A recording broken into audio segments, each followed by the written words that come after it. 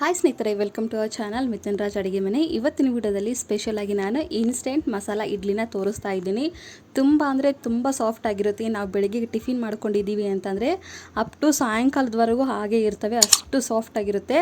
Spongy ಆಗಿ ಇರುತ್ತೆ. ನಾವು ಡೈಲಿಯಾಗಿ ಮಾಡ್ಕೊತಿರ್ತೀವಲ್ಲ ಇಡ್ಲಿನ, ಅಕ್ಕಿ ಮತ್ತು ಬೇಳೆ ನೆನೆಸ್ಬಿಟ್ಟು, ಅದಕ್ಕಿಂತ ಚೆನ್ನಾಗಿರುತ್ತೆ. ಇದಕ್ಕೆ ಕಾಂಬಿನೇಷನ್ ಆಗಿ ತೆಂಗಿನಕಾಯಿ ಚಟ್ನಿ ಕೂಡ ಮಾಡಿ ತೋರಿಸ್ತೀನಿ. ಸಿಂಪಲಾಗಿ ಮಾಡ್ಕೋಬೋದು ಚಟ್ನಿ. ತಡ ಮಾಡದೆ ವಿಡಿಯೋ ಸ್ಟಾರ್ಟ್ ಮಾಡೋಣ. ಮೊದಲನೇದಾಗಿ ಈ ಥರ ಪಾನಲ್ಲಿ 2 ಸ್ಪೂನಷ್ಟು ನಾನು ಎಣ್ಣೆ ಹಾಕ್ತಿದ್ದೀನಿ. ಎಣ್ಣೆ ಸ್ವಲ್ಪ ಬಿಸಿ ಆದಮೇಲೆ 1 ಸ್ಪೂನಷ್ಟು ಕಡಲೆಬೇಳೆ ಹಾಕ್ತಿದ್ದೀನಿ, 1 ಸ್ಪೂನ್ ಉದ್ದಿನಬೇಳೆ, 1 ಸ್ಪೂನಷ್ಟು ಸಾಸಿವೆ ಹಾಕ್ತಿದ್ದೀನಿ, ಒಂದು ಅರ್ಧ ಸ್ಪೂನಷ್ಟು ಜೀರಿಗೆ. ನೀಟಾಗಿ ಇವನ್ನ ಹುರ್ಕೋಬೇಕು. ಸ್ವಲ್ಪ ಹೊಂಬಣ್ಣ ಬರೋವರೆಗೂ ಫ್ರೈ ಮಾಡ್ಕೊಂಡ್ರೆ ಸಾಕು. ಇದನ್ನು ನೀಟಾಗಿ ಕಲಿಸ್ಕೊಂಡಿದ ನಂತರ ನೋಡಿದ್ರೆ ಇದು ಕಲರ್ ಬರ್ತಾ ಇದೆ ಅನ್ನೋ ಟೈಮಲ್ಲಿ ಇವಾಗ ಇದಕ್ಕೆ 3 ಹಸಿಮೆಣಸಿನಕಾಯಿ ಸಣ್ಣದಾಗಿ ಕಟ್ ಮಾಡಿಕೊಂಡು ಹಾಕಿದ್ದೀನಿ. 1 ಎಸಳು ಕರಿಬೇವನ್ನ ಸಣ್ಣದಾಗಿ ಕಟ್ ಮಾಡಿಕೊಂಡು ಹಾಕಿದ್ದೀನಿ. ಇದನ್ನು ಕೂಡ ಅಷ್ಟೇ ಸ್ವಲ್ಪ ಫ್ರೈ ಮಾಡ್ಕೋಬೇಕು ಅಷ್ಟೇ, ಜಾಸ್ತಿ ಏನು ಫ್ರೈ ಮಾಡ್ಕೊಳೋದೇ ನೆಸೆಸಿಟಿ ಇಲ್ಲ. ಆ್ಯಂಡ್ ನಮ್ಮ ಚಾನಲ್ನ ಮೊದಲನೇ ಬಾರಿ ನೋಡ್ತಿದ್ರೆ ಪ್ಲೀಸ್ ಅಲ್ಲರೂ ದಯವಿಟ್ಟು ಸಬ್ಸ್ಕ್ರೈಬ್ ಮಾಡ್ಕೊಳ್ಳಿ. ಆ್ಯಂಡ್ ಪಕ್ಕದಲ್ಲೇ ಬೆಲ್ ಬಟನ್ ಇರುತ್ತಲ್ಲ, ಅದನ್ನು ಕ್ಲಿಕ್ ಮಾಡಿದರೆ ನಾನು ಯಾವಾಗ ವೀಡಿಯೋ ಹಾಕಿದ್ರೆ ನಿಮಗೆ ನೋಟಿಫಿಕೇಷನ್ ಬರುತ್ತೆ. ಇವಾಗ ಇದಕ್ಕೆ 1 ಕಪ್ಪಷ್ಟು ಸಣ್ಣ ರವೆ, ಸೂಜಿ ಅಂತಾರಲ್ಲ ಅದನ್ನು ತೊಗೊಂಡಿದ್ದೀನಿ. ಮೀಡಿಯಮ್ ರವೆ ಅಲ್ಲ, ಸಣ್ಣ ರವೆನ ತೊಗೊಂಡಿದ್ದೀನಿ. ಸಣ್ಣ ಊರಿನಲ್ಲೇ ಇದನ್ನು 5 ರಿಂದ 6 ನಿಮಿಷ ಫ್ರೈ ಮಾಡ್ಕೋಬೇಕು. ಆ್ಯಂಡ್ ನೆನಪಿರಲಿ, ಗ್ಯಾಸ್ ಫ್ಲೇಮ್ ಕಂಪ್ಲೀಟ್ಲಿ ಲೋನಲ್ಲೇ ಇರಬೇಕು, ಲೋ ಫ್ಲೇಮಲ್ಲೇ ಇರಬೇಕು.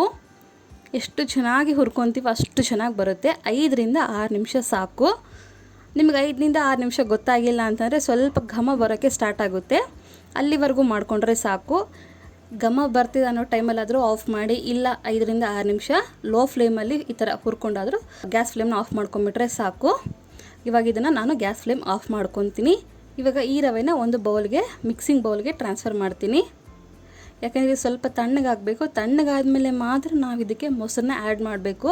ಯಾಕೆಂದರೆ ಬಿಸಿ ಬಿಸಿ ಇರಬೇಕಾದ್ರೆ ಆ್ಯಡ್ ಮಾಡಬಾರ್ದು, ಮೊಸರು ಒಡೆಯೋ ಚಾನ್ಸಸ್ ಇರುತ್ತೆ. ಅದಕ್ಕೋಸ್ಕರ ಕಂಪ್ಲೀಟ್ಲಿ ತಣ್ಣಗಾಗಬೇಕು. ಇದು ತಣ್ಣಗಾಗೋಷ್ಟರೊಳಗಡೆ ಚಟ್ನಿ ಮಾಡ್ಕೊಳ್ಳೋಣ. ಒಂದು ಮಿಕ್ಸಿ ಬೌಲಲ್ಲಿ 1 ಕಪ್ಪಷ್ಟು ತೆಂಗಿನಕಾಯಿ ತೊಗೊಂಡಿದ್ದೀನಿ, ಒಂದು 10 ರಿಂದ 11 ಮೆಣಸಿನ್ಕಾಯಿ, ಸ್ವಲ್ಪ ಶುಂಠಿ, ಒಂದು 6 ರಿಂದ 7 ಬೆಳ್ಳುಳ್ಳಿನ ಸಿಪ್ಪೆ ತೆಗೆದಿದ್ದೀನಿ, ಸ್ವಲ್ಪ ಕೊತ್ತಂಬರಿ. ಇಲ್ಲೇನು ರುಚಿಗೆ ತಕ್ಕಷ್ಟು ಉಪ್ಪು ಹಾಕಿದ್ದೀನಿ, ಆ ಕ್ಲಿಪ್ ಮಿಸ್ ಆಗಿದೆ. ನಿಮ್ಗೆ ಹೇಳ್ತಿದ್ದೀನಿ ರುಚಿಗೆ ತಕ್ಕಷ್ಟು ಉಪ್ಪು ಹಾಕ್ಕೊಳ್ಳಿ. ನೆಕ್ಸ್ಟ್ ನೀರು ಹಾಕಿಬಿಟ್ಟು ಸಣ್ಣದಾಗಿ ರುಬ್ಕೋಬೇಕು, ಮಿಕ್ಸಿ ಮಾಡ್ಕೋಬೇಕು. ನೋಡಿದ್ರೆ ಇದು ರೆಡಿಯಾಗಿದೆ. ಇವಾಗ ಇದನ್ನು ಒಂದು ಬೌಲಿಗೆ ಹಾಕ್ಕೊತೀನಿ. ತೀರಾ ಗಟ್ಟಿಗೆ ಮಾಡ್ಕೋಬೇಡಿ, ತೀರಾ ನೀರಿಗೆ ಮಾಡ್ಕೋಬೇಡಿ, ಈ ಥರ ಮೀಡಿಯಮಾಗಿ ಮಾಡ್ಕೊಳ್ಳಿ ಚಟ್ನಿನ. ಇವಾಗ ಇದಕ್ಕೆ ಒಗ್ಗರಣೆ ಕೊಟ್ಕೊಂಡು, ಒಗ್ಗರಣೆ ಅಂದರೆ ಏನೂ ಇಲ್ಲ, ಎಣ್ಣೆ ಹಾಕಿಬಿಟ್ಟು ಸಾಸಿವೆ, ಜೀರಿಗೆ, ಕರಿಬೇವು, ಒಣಮೆಣಸಿನ್ಕಾಯಿ ಹಾಕಿಬಿಟ್ರೆ ಸಾಕು. ನೋಡಿದ್ರೆ ಸಿಂಪಲ್ ಆಗಿರುವಂಥ ಚಟ್ನಿ ರೆಡಿ ಆಯಿತು. ಚಟ್ನಿ ಮಾಡೋಷ್ಟೊಳಗೆ ರವೆ ಕೂಡ ತಣ್ಣಗಾಗಿರುತ್ತೆ. ನೋಡಿದ್ರೆ ತಣ್ಣಗಾಗಿದೆ.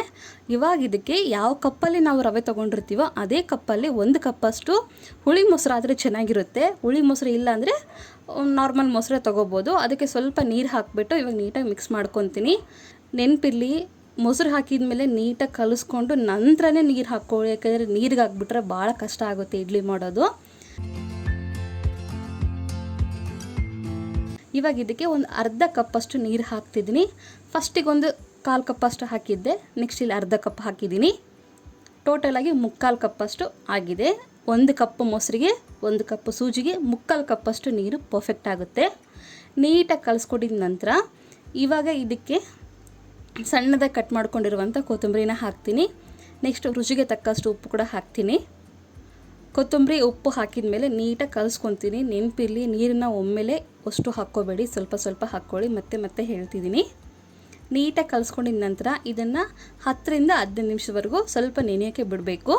10 ರಿಂದ 15 ನಿಮಿಷ ಸಾಕು. ನೋಡಿದ್ರ ನೆಂದ ಮೇಲೆ ಯಾವ ಥರ ಆಗಿದೆ ಅಂತ. ಸ್ವಲ್ಪ ಗಟ್ಟಿ ಆಗುತ್ತೆ, ನೋ ಪ್ರಾಬ್ಲಮ್. ಗಟ್ಟಿ ಆದರೂ ಕೂಡ ನಾವು ಕನ್ಸಿಸ್ಟೆನ್ಸಿಗೆ ತೊಗೊಂಬರ್ಬೋದು, ಬಟ್ ನೀರು ಹಾಕ್ಬಿಟ್ರೆ ಕಷ್ಟ ಆಗುತ್ತೆ. ಇವಾಗ ಇದಕ್ಕೆ ನಾನು ಈನೋ ಆ್ಯಡ್ ಮಾಡ್ತೀನಿ. ಒಂದು ಫುಲ್ ಪ್ಯಾಕೆಟ್ ಈನೋ ಆ್ಯಡ್ ಮಾಡ್ತೀನಿ. ಈನೋ ಹಾಕಿದ ಮೇಲೆ ಇದ್ರ ಮೇಲೆ ಇವಾಗ ನಾನು ಒಂದು 2 ಸ್ಪೂನಷ್ಟು ನೀರನ್ನು ಹಾಕ್ತಿದ್ದೀನಿ. ತಣ್ಣೀರೇ, ಬಿಸಿನೀರೆಲ್ಲ, ಜಸ್ಟ್ ತಣ್ಣೀರು ಅಷ್ಟೇ ಹಾಕ್ತಿದ್ದೀನಿ. 2 ಸ್ಪೂನ್ ಸಾಕು. ಈ ಥರ ಈನೋ ಮೇಲೆ ನೀರು ಹಾಕಿದ ಮೇಲೆ ನೀಟಾಗಿ ಕಲಿಸ್ಕೊತೀನಿ. ನೆನಪಿದೆಲ್ಲ, 1 ಕಪ್ ಸೂಜಿ, 1 ಕಪ್ಪು ಮೊಸರಿಗೆ 3/4 ಕಪ್ಪಷ್ಟು ನೀರು ಪರ್ಫೆಕ್ಟಾಗಿ ಆಗಿದೆ. ನೀವು ಮಾಡಬೇಕಂದ್ರೂ ಇದೇ ಮೆಜರ್ಮೆಂಟಲ್ಲೇ ಮಾಡಿ. ನೀಟಾಗಿ ಕಲಿಸ್ಕೊಂಡಿದ ನಂತರ ಇವಾಗ ಇದನ್ನು ಸೈಡಲ್ಲಿ ಎತ್ತಿಟ್ಕೊಳ್ಳೋಣ.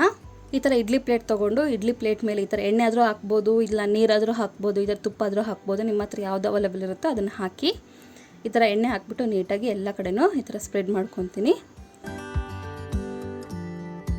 ಇಡ್ಲಿ ಹಿಟ್ಟನ್ನು ಹಾಕ್ಕೊತ ಹೋಗ್ತೀನಿ. ಈ ರೀತಿ ಮಾಡೋದು ಎಷ್ಟು ಸುಲಭ ಗೊತ್ತಾ, ಒಮ್ಮೆ ಮಾಡಿ ನೋಡಿ, ಪದೇ ಪದೇ ಇದನ್ನೇ ಮಾಡ್ತೀರಾ, ಅಷ್ಟು ರುಚಿಯಾಗಿರುತ್ತೆ. ಆ್ಯಂಡ್ ನಾವು ಅಕ್ಕಿ ನೆನೆಸ್ಬೇಕು ಮತ್ತು ಉದ್ದಿನಬೇಳೆ ನೆನೆಸ್ಬೇಕು ಅಂತ ಚಿಂತೆನೇ ಇಲ್ಲ.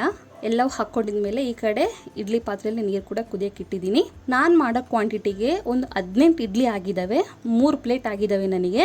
ಎಲ್ಲ ಇಡ್ಲಿ ಪ್ಲೇಟ್ನ ಇಟ್ಟ ಮೇಲೆ 15ರಿಂದ 20 ನಿಮಿಷ ಬೇಯಿಸ್ಕೋಬೇಕು. ನೋಡಿದ್ರೆ ಇಡ್ಲಿ ಕೂಡ ರೆಡಿಯಾಗಿದೆ. ಇವಾಗ ಬಿಸಿ ಬಿಸಿ ಆಗಿರುವಂಥ ಇಡ್ಲಿ ಮತ್ತು ಇದಕ್ಕೆ ಕಾಂಬಿನೇಷನ್ ಆಗಿರುವಂಥ ತೆಂಗಿನಕಾಯಿ ಚಟ್ನಿ ರೆಡಿಯಾಗಿದೆ. ತುಂಬ ಈಸಿಯಾಗೆ ಮಾಡ್ಕೋಬೋದು, ಬೇಗನೆ ಮಾಡ್ಕೋಬೋದು. ರುಚಿ ಮಾತ್ರ ತುಂಬ ಚೆನ್ನಾಗಿರುತ್ತೆ. ನಾರ್ಮಲಾಗಿ ಇಡ್ಲಿ ಮಾಡ್ಕೊಳಕ್ಕಿಂತ ಒಮ್ಮೆ ಈ ಥರ ಮಸಾಲ ಇಡ್ಲಿ ಮಾಡ್ಕೊತೀನಿ, ತುಂಬ ಚೆನ್ನಾಗಿರುತ್ತೆ. ಖಂಡಿತ ಟ್ರೈ ಮಾಡ್ತೀರಾ ಅಂದ್ಕೊಂಡಿದ್ದೀನಿ. ನೋಡಿದ್ರೆ ಈ ಥರ ಪ್ರೆಸ್ ಮಾಡಿದ್ರೆ ಎಷ್ಟು ಫ್ಲಫಿಯಾಗಿ ಬರುತ್ತೆ ಅಂತಂದರೆ, ಒಮ್ಮೆ ನೀವು ಟ್ರೈ ಮಾಡಿ ನೀವೇ ಹೇಳ್ತೀರಾ ಹೌದು ಎಷ್ಟು ಚೆನ್ನಾಗಿ ಬಂದಿದೆ ಅಂತ. ಬಟ್ ಈನೋ ಹಾಕಿ, ಕೆಲವೊಬ್ರಿಗೆ ಈನೋ ಇಷ್ಟ ಇಲ್ಲ ಅಂತಂದರೆ ಅಡುಗೆ ಸೋಡಾ ಕೂಡ ಹಾಕ್ಕೋಬೋದು. ಬಟ್ ಈನೋ ಹಾಕ್ಕೊಂಡ್ರೆ ಈ ಥರ ಫ್ಲಫಿಯಾಗಿ ಬರುತ್ತೆ. ಓಕೆನಾ? ಈ ರೆಸಿಪಿ ಖಂಡಿತ ನಿಮಗೆ ಇಷ್ಟ ಆಗುತ್ತೆ ಅಂದ್ಕೊಂಡಿದ್ದೀನಿ. ಇಷ್ಟ ಆದರೆ ಏನು ಮಾಡಬೇಕು ಗೊತ್ತೇ ಇದೆಲ್ಲ. ಪ್ಲೀಸ್ ನನ್ನ ಚಾನಲ್ನ ಲೈಕ್, ಶೇರ್ ಆ್ಯಂಡ್ ಸಬ್ಸ್ಕ್ರೈಬ್ ಮಾಡ್ಕೊಳ್ಳೋದನ್ನು ಮಾತ್ರ ಮರಿಬೇಡಿ. ಓಕೆನಾ? ಮುಂದಿನ ವಿಡಿಯೋದಲ್ಲಿ ಮತ್ತೆ ಸಿಗ್ತೀನಿ. ಅಲ್ಲಿವರೆಗೂ ಟೇಕ್ ಕೇರ್, ಬಾಯ್.